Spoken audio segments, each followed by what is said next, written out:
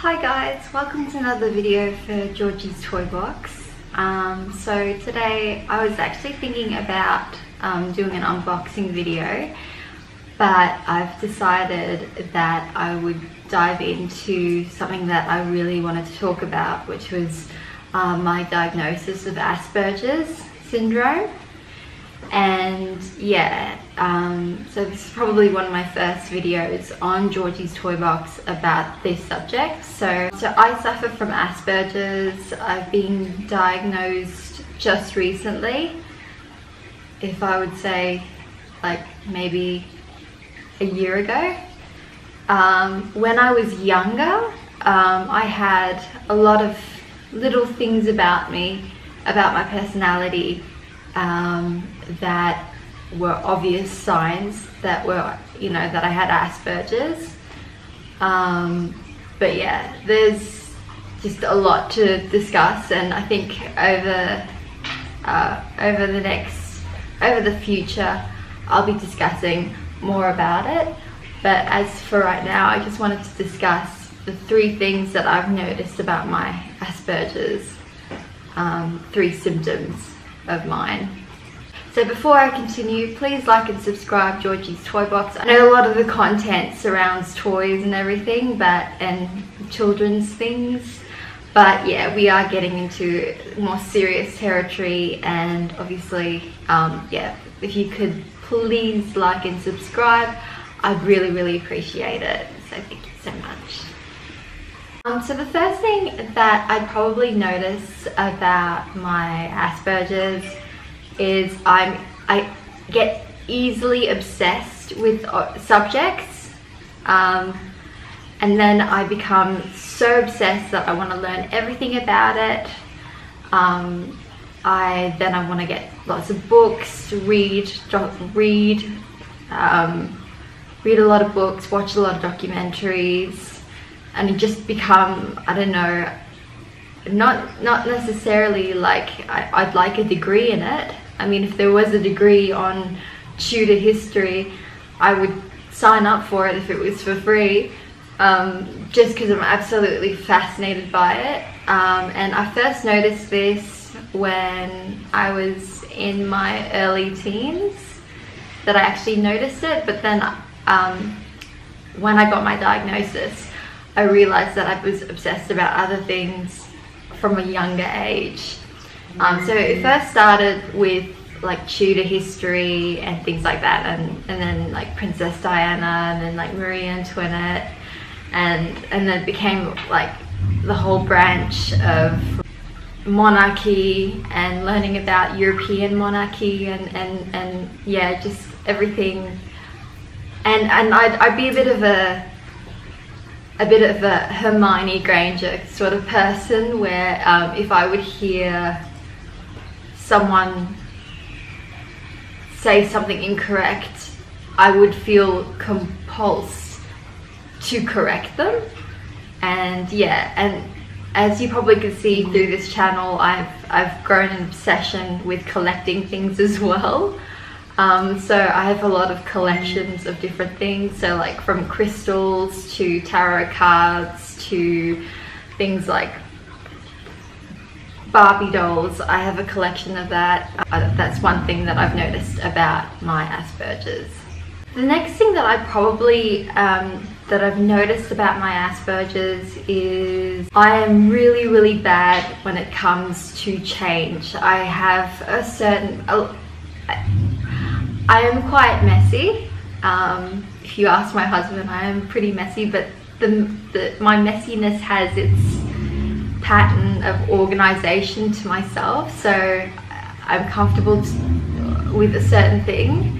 So for example, it could come to situations where if like my workstation has been moved around, I could become irritated to the point of having a meltdown or a tantrum. Or if we go, let's say we go out to eat somewhere, we have to, or else I just get iffy and I just don't feel good if we don't eat at the same place all the time. So that's something that I've noticed about myself. So I like my routine, and I like my pattern, and I like things being where they are. And I don't like things being moved. My husband has obsessive compulsive disorder. He's obsessed with how everything looks. Everything has to be aligned in a perfect way. Or with me, so if he touches anything that, because we live together and we're married, if he touches any of my things and moves them around, and I'm so used to having them somewhere, it would cause arguments in our relationship, which actually leads me to probably another possible video about being in a marriage, as well as, you know, having a spouse who is, or a partner who has Asperger's. So that's something I'd like to make a video about, and hopefully my husband will join me as well. But yeah, that's definitely something that I've noticed about my Asperger's, is that I don't like change in my routine, and it could be to the point of meltdown and tantrums.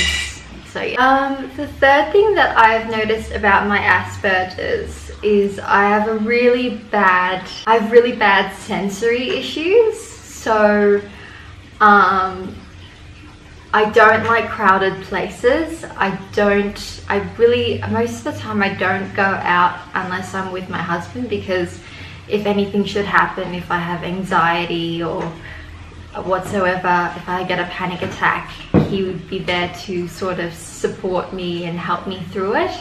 If I'm by myself, it can be very, very frightening and very, very scary. So for me personally, sensory issues are a big thing that could cause an anxiety disorder, and this could be anything from noise. I notice it's definitely noise, and food. So textures in my mouth, I don't like at all. That could even lead to a tantrum or a meltdown, just because I just can't stand it. So one thing that I do when I go out is I actually bring like earphones. If I'm in a mall or something, for example, with my husband, and I feel like there's too many people, I would put my earphones on, plugged on my phone. And I initially did that because I used to listen, whenever I had anxiety, I used to listen to like guided meditations while I would walk around the mall, to sort of, you know, keep me sane and tell me that I'm okay and I'm going to be okay. But then it came to a point where I just noticed that I just like drowning out the sound around me, the people around me. So I would actually walk around the mall with my earphones on, not even listening to anything, just to muffle the sound of the environment around me. Sorry guys if it's smoky, my husband is vaping, so it's causing that sort of smoke machine effect. Yeah, so that's definitely something that I've noticed about like my ears. Also, I have a thing about people touching my ears. I don't like people touching my ears for some reason. It's just, yeah, like even being intimate with my husband, and if he touches my ears in some way, which he will do, I kind of, you know, I find it a little bit icky or whatever. I feel uncomfortable. So yeah, that's definitely something. As for taste, certain textures I do not like, which is so hard. I'm such a picky eater. It's really hard to take me, as I said earlier in the video, I like my routine, so I like eating the same things. Unlike my husband, he's a typical Sagittarius. He's very adventurous with everything he does in his life. So he likes to try new cuisine, he likes to try new restaurants. For me, it's a big no-no. I like eating the same thing, and it has to be made the same way. It has to be the same texture. If any of that is different, I will just go, I will have a tantrum or a meltdown, and that just goes with my Asperger's. So taste, I will eat the same thing every day for a week and I wouldn't get sick of it, as long as it's the same thing and it's part of the routine and the texture is nice. So textures that I don't like are probably things that are too chewy. So with my meat, when my husband cooks, because he's the one who cooks, I don't really cook in the house. When he makes meals, he has to make sure that the meat is cooked to the point that it's actually like shredding. So I'm not chewing for, I hate the feeling of like chewing for ages. And then I have this sensation where I feel like I'm choking when I swallow. That's a big no-no for me. And probably another sensation of taste that I don't like is probably anything that I feel like will cause me to choke. I have this thing about my throat that I don't like, where if I feel like I'm eating food that's going to cause me to choke, I won't eat it at all, even if it's really, really tasty or something like that. So I like to eat a lot of bland food that's easy to chew, so that I can just swallow it down and I'm happy then. So yeah. So guys, thank you so much for watching. I hope this video was interesting and entertaining. I know that there's a lot of sources out there and a lot of videos about Asperger's and autism and being on the spectrum. So I am really thankful to the community, the YouTube community, for, you know, bringing that, you know, to light. I've definitely learned more about myself and my Asperger's because of it. Here in the Philippines, it's very, very difficult to learn about or get a diagnosis, because there's still this stereotype that autism is a male disease, and it's actually not. Women can have it too. And yeah, so anyway guys, thank you so much for watching this video. I hope it was informative, and please like and subscribe, and I hope to see you soon. And I'll definitely be sharing more content in regards to my autism or Asperger's, so being on the spectrum. So thank you guys so much for watching. Bye.